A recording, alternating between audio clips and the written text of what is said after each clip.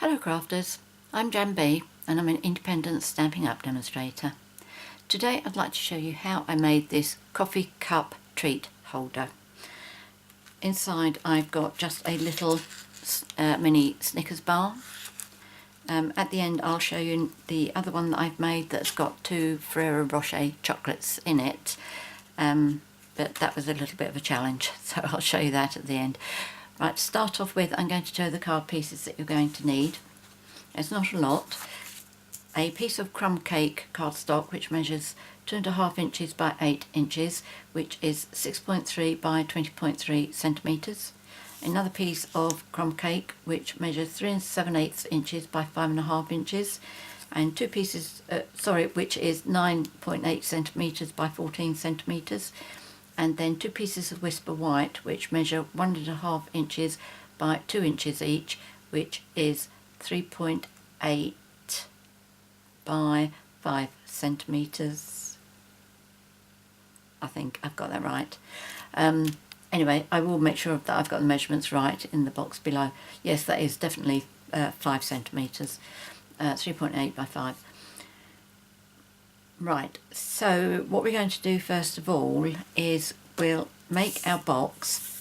Now I have already seen another 2 of these treat holders on YouTube, but all 3 of us have made our boxes differently. So you may want to check out the other 2. One of them is called Cards and a Cuppa and the other one is Chicken Scratch.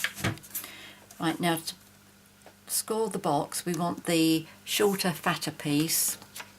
We don't want the long skinny piece, and you need to score at 1.25 inches, which is 3.2 centimetres, 2.5 inches, which is 6.4 centimetres, 3 3/4 inches, which is 9.6 centimetres, and 5 inches, which is 12.8 centimetres. And then you need to turn it 90 degrees and score at 1.25 inches, which is 3.2 centimetres.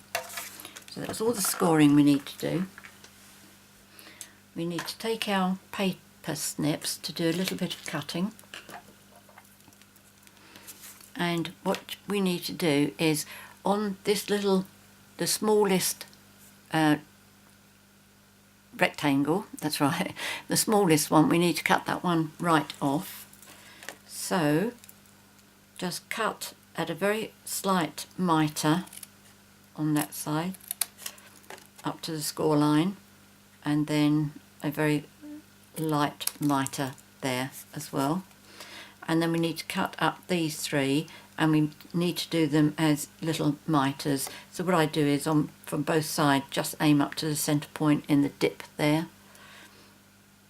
I don't always meet up my cuts, but that's what I aim for.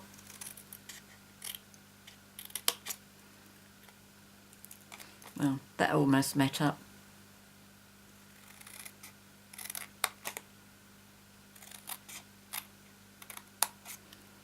That one nowhere near meeting up.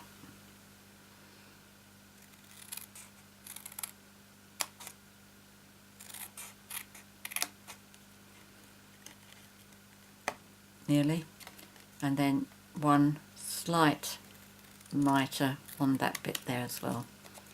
Okay, so that's all you need to cut off. And then we're going to fold and burnish on all our creases. Just make sure that as you fold over, these line up here.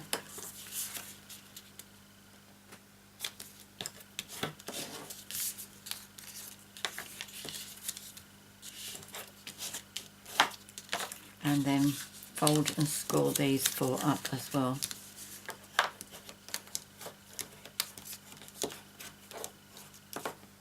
There we go. Now what we need to do is on this piece here we need to put some Tombow to glue it down. You could use fast fuse or tear and tape.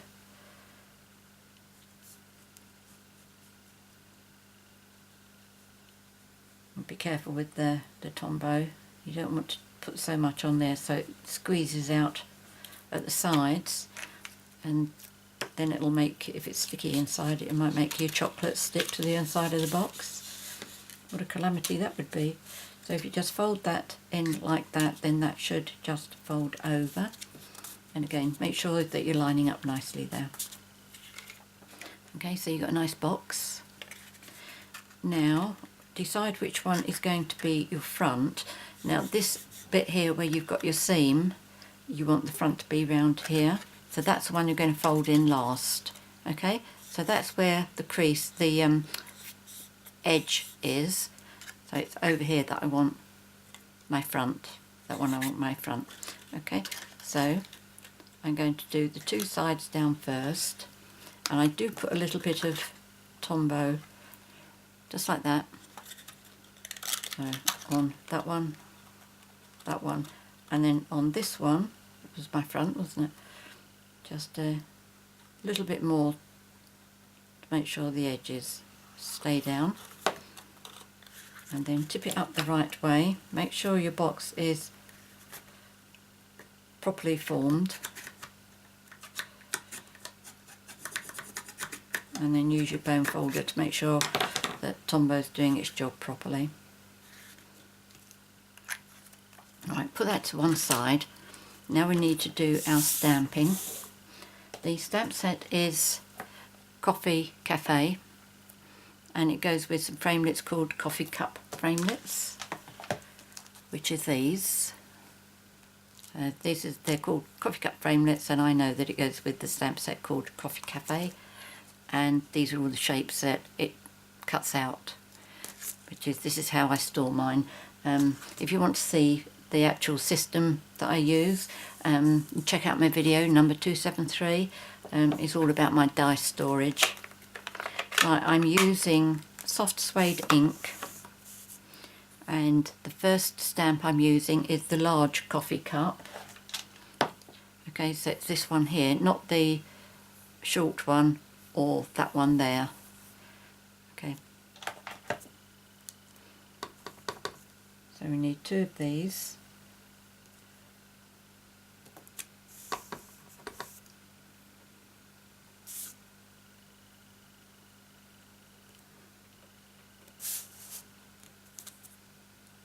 Didn't do that too well.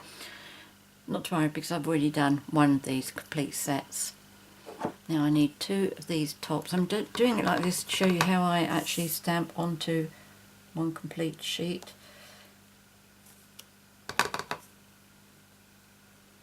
I'm going a bit light on my right hand side, aren't I? That's better.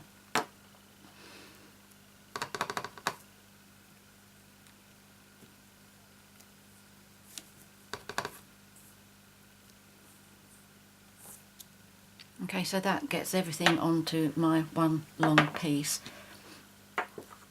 But before I try cutting these out, it looks a bit like a face, doesn't it? Things that keep us amused, or keep me amused.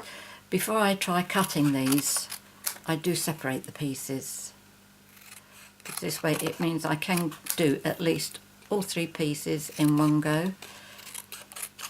Because I've stamped so closely, I can't put my dies on there at the same time because they would be touching. Right, let's just clear a space now for my big shot.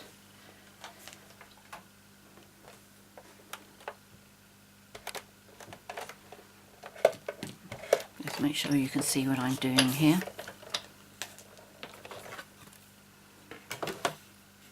Now, as I say, I already die cut one of my fronts. I've got it already like that. So I only need one of each, which is just as well, because I can choose the best ones then. And I also need one of those as well. Right, so let's get the dies. So that one's for my coffee cup. And this is the one for my lid.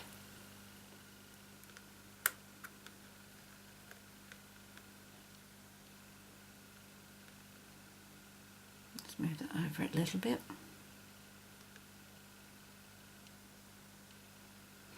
can't get my head right over to see whether that's positioned really well, but so I hope I'm okay.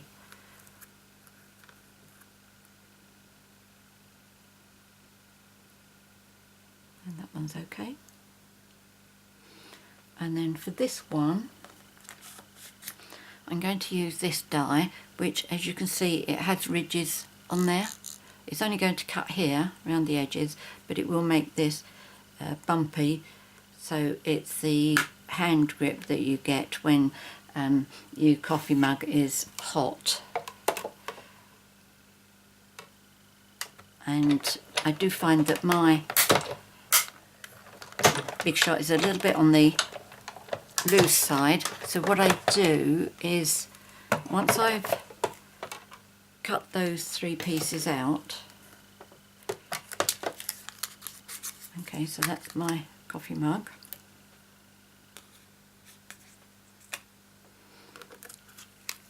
That's my little sentiment which says thanks a latte.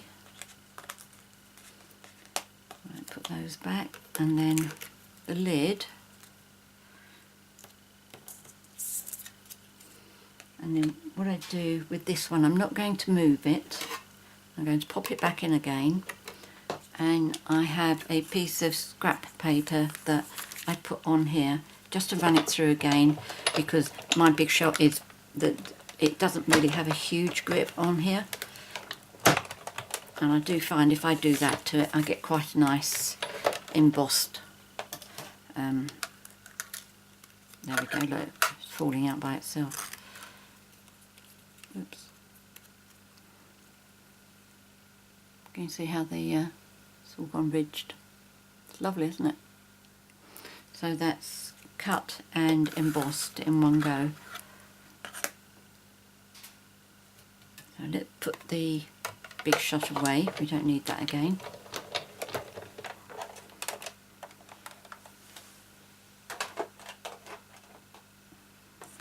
We don't need those. Right, to put this together, on the box that I have just made, this is a little bit of an experiment because I have made it 1/8 of an inch shorter than that one.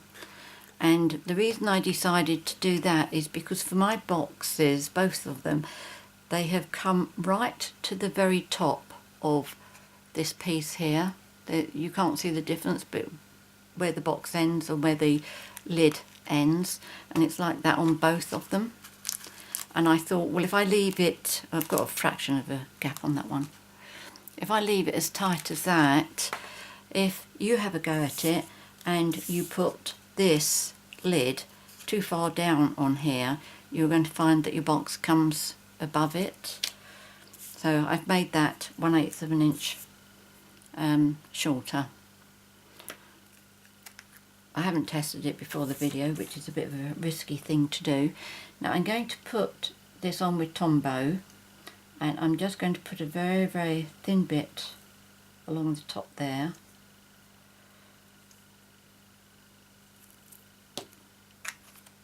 And I'm going to have my lid upside down, and then I know that these little pointy bits, I want them to come to the end of these pointy bits here. It will leave a tad of a gap, but I want it halfway from the top and the bottom.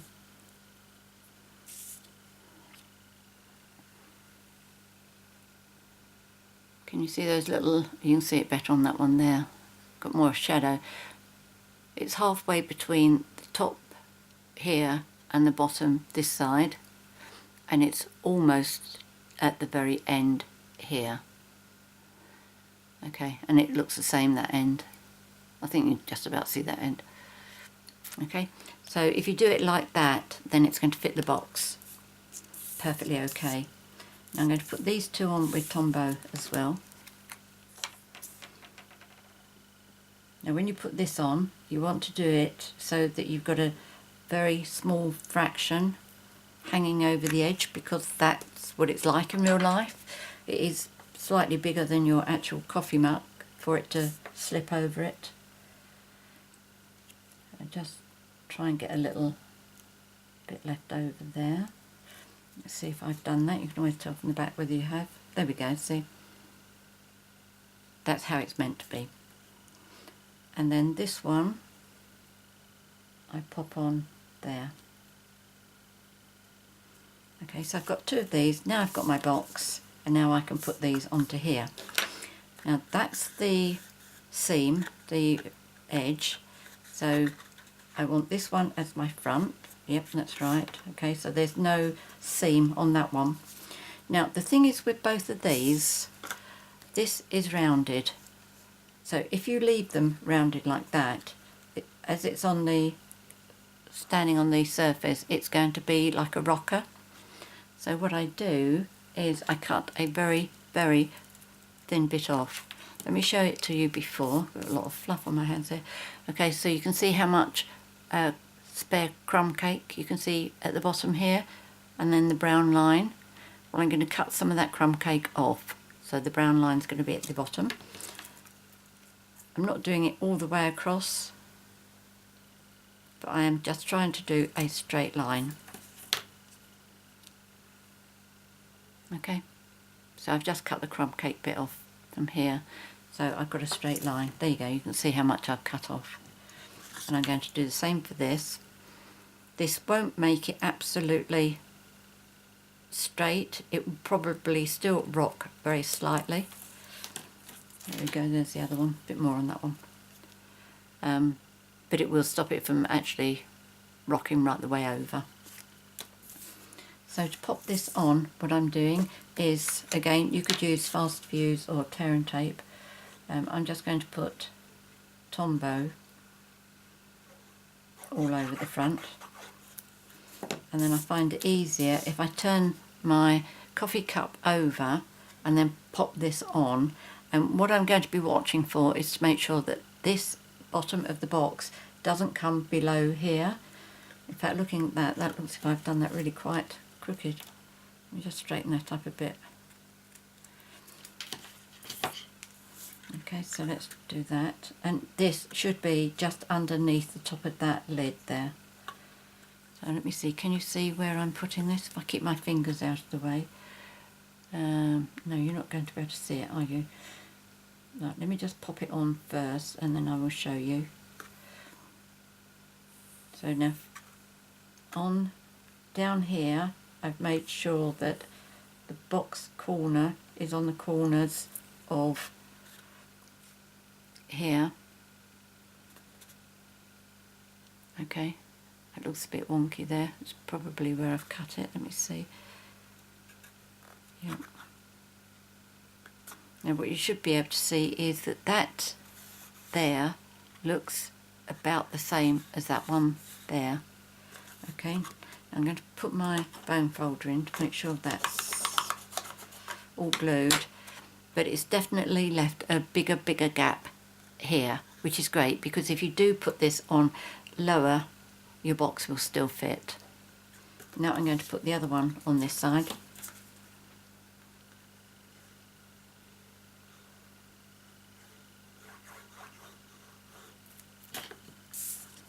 I'm going to turn it over, position it so it goes on straight, and watch it so that you've got the same amount of gap on that side as you have that side. And that looks right.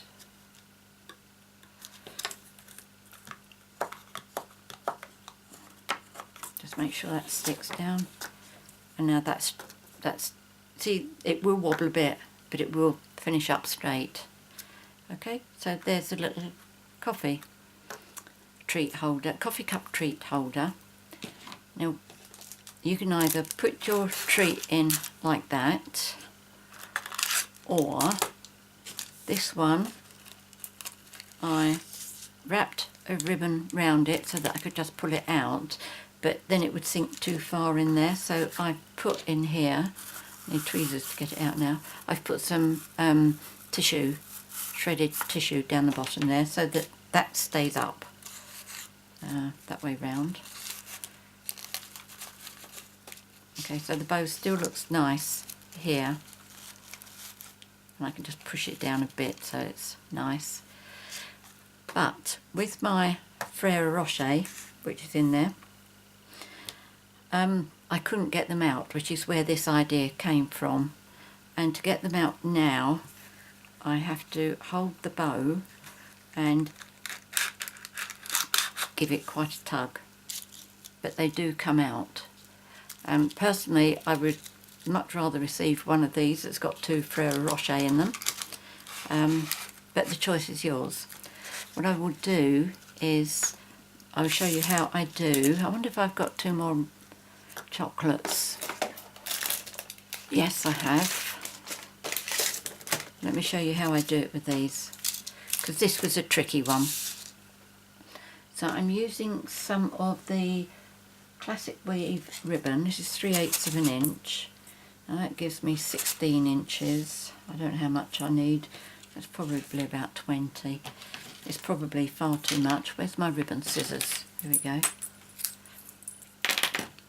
So what I do is find halfway, which is just give it a little crease there, put it across there, and then take 1 Ferrero Rocher and give it a push. The first time I put these in here without the ribbon, I had to really shake and flick the box to get my chocolates to come out, which is what any true chocolate lover would do. Okay, so that's in there. Now I'm going to tie this around, then a bow,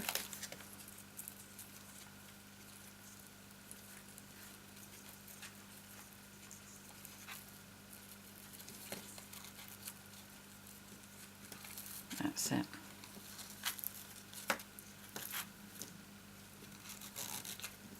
Tidy that up nicely. Yes, way too much. Look at that, how wasteful. I really resent cutting that off. Never mind. So you don't need 20 inches, okay? You should be able to do that with about 17, I suppose. Well, that would say 16. I would use 17. But there you go. Isn't that a delightful little treat? Wouldn't you be pleased if you went to work one day and found a co-worker had left that for you? Okay, that one I pushed down too much, have I? Why is that? Oh no, it's because the box is lower, isn't it? So there we go. I hope you've enjoyed today's tutorial. It's a nice bit of fun. I will just say about the other 2 YouTube videos that I've seen. Both the ladies have used, the demos have used designer series paper instead of actual coffee cup like mine. They've got the actual shape of it because they've used the dies. But you may prefer that look rather than actually having them as coffee cups. So you may want to check them out. One of them is called Card and a Cuppa, and the other one is Chicken Scratch. So, and both of them do their boxes totally different from me. Certainly well worth having a look at them. Many thanks for joining me today. If you have any questions or any comments, please leave them in the box below the video. If you'd like to purchase any of the products that I featured here today, apart from the chocolates of course, if you go to the box below, there'll be a link to my 24/7 online Stampin' Up shop. If also in the box below, what I'll do is I will put the products that I've used and the measurements and where you need to score. So below the video on the right hand side you'll see there's 2 little arrows. If you press the second arrow, that'll open up the box, so that's where you can leave your comments, where you can find the link to my shop, where you can find all the measurements as well. If you've enjoyed my video and would like to be notified each time I upload a new one, which is normally Wednesdays and Sundays, please subscribe to my YouTube channel. Many thanks for joining me today. Until next time, happy crafting. Cheerio.